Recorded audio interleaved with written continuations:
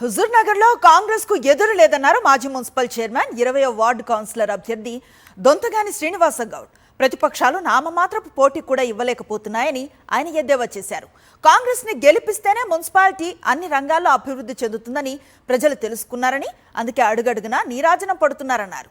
మంత్రి ఉత్తమ్ ఆశీస్సులతో హుజూర్నగర్ మున్సిపాలిటీని సర్వాంగ సుందరంగా తీర్చిదిద్దే కార్యక్రమంలో తాను కూడా భాగస్వామి అవుతానని దొంతగాని శ్రీనివాస్ గౌడ్ తెలిపారు.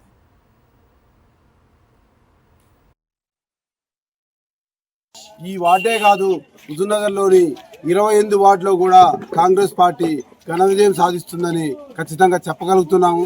ఎందుకంటే ప్రజలంతా కూడా ఉత్తమవాడి ఎమ్మటే ఉన్నారు, అభివృద్ధిని చూస్తున్నారు. ఎవరైతే అభివృద్ధి చేస్తారో వాళ్ళకి ప్రజలు ఎక్కడైనా కూడా పట్టం కడుతున్నారు. ఇలాంటి నాయకుడికి మనం అనేది 28 వార్డులు కూడా ఖచ్చితంగా గెలిచి చూపెట్టాలన్న ఆశయంతో ప్రతి ఒక్కరు పనిచేస్తున్నారు.